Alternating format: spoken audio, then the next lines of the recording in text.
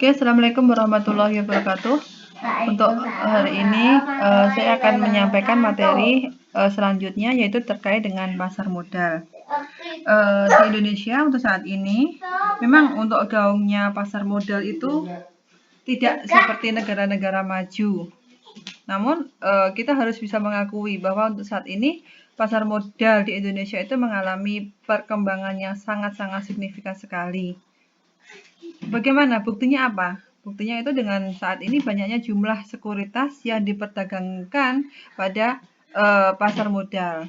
Di kampus kita aja untuk pasar modalnya sudah diakui, yaitu dengan adanya galeri investasi yang bekerja sama dengan MNC Sekuritas. Tapi sebelum masuk ke situ, sebenarnya yang disebut dengan pasar modal itu apa? Pasar modal itu merupakan suatu indikator perekonomian dalam suatu negara.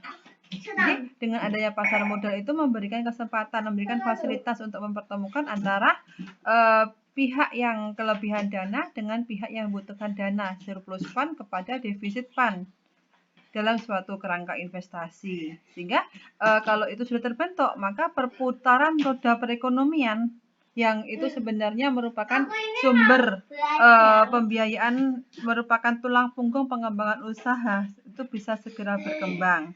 Maka bagaimana cara untuk pasar modal itu bisa berkembang? Itu perlu adanya solusi sumber dana yang dalam pasar modal itu mempunyai resiko sangat rendah, dan banyak juga tawaran untuk instrumen yang ditawarkan dalam pasar modal tersebut.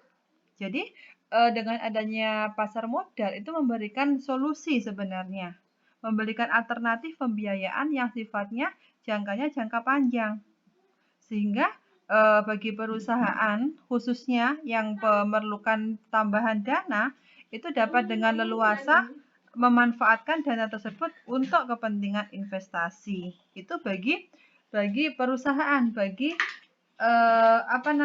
emiten.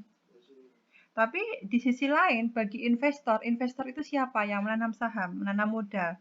Dengan adanya pasar modal itu dapat memberikan alternatif investasi. Kenapa? Karena dari pihak yang surplus fund tadi, bagi investor tadi, jika mereka selama ini hanya menginvestasikan di pasar uang saja, pasar uang di sini perbankan, ataupun mereka selama ini hanya menginvestasikan di sektor real.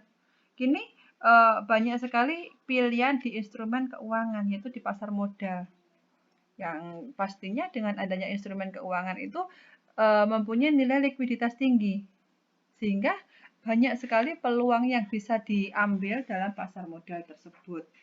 Keuntungannya yaitu selain dari dividen juga dalam bentuk capital gain. Jadi bahasan kita untuk cakupan ke pasar modal yang disebut dengan pasar modal itu merupakan sarana, merupakan wadah untuk apa? Untuk mempertemukan antara pihak yang surplus kepada pihak yang defisit, atau juga bisa digunakan untuk mempertemukan antara pembeli dengan penjual. Penjual dan pembeli di sini bukan seperti dalam pasar tradisional, enggak, tapi di sini penjualan dan pembelian ini kaitan sama instrumen keuangan, itu difungsikan untuk investasi. Jadi sesuai dengan yang ada dalam buku yang disebut dengan pasar modal itu sistem keuangan yang terintegrasi, yang ada di dalamnya itu termasuk bank komersial dan lembaga perantara di bidang keuangan. Dan di dalamnya juga ada yang namanya instrumen dalam surat-surat berharga. Sedangkan dalam arti sempit yang disebut dengan pasar modal itu sebagai pasar tempat yang di dalamnya itu ada gedung, ada tempatnya sudah siap. Jadi itu ready market yang digunakan untuk memperdagangkan saham. Ada obligasi ataupun dari turunan saham maupun obligasi itu. Jadi terkait dengan pasar modal itu merupakan tempat pertukaran modal atau disebut dengan bursa efek. Jadi dari definisi itu menunjukkan bahwa di bursa efek atau di pasar modal itu menyelenggarakan suatu sarana atau sistem di mana dengan sarana itu mempertemukan antara pihak yang berinisiatif untuk investasi dengan pihak yang kekurangan modal, yang mereka memerlukan modal itu dari investasi. Jadi, terlebih untuk saat ini, perdagangan di bursa itu sudah menggunakan JATC, Jakarta Automatic Trading System. Jadi, dari investor ataupun dari pihak yang kekurangan dana itu tidak perlu mendatangi di bursa efek untuk menambah modal atau untuk berinvestasi, tapi cukup dengan menggunakan akun yang disediakan dalam bursa efek tersebut. Jadi, di sini pasar modal itu lebih sebagai penyedia sistem dalam mekanisme jual beli efek. Oke, itu untuk pengertian dari pasar modal. Jadi, mungkin ada pertanyaan di slide pertama dulu ini terkait dengan pasar modal.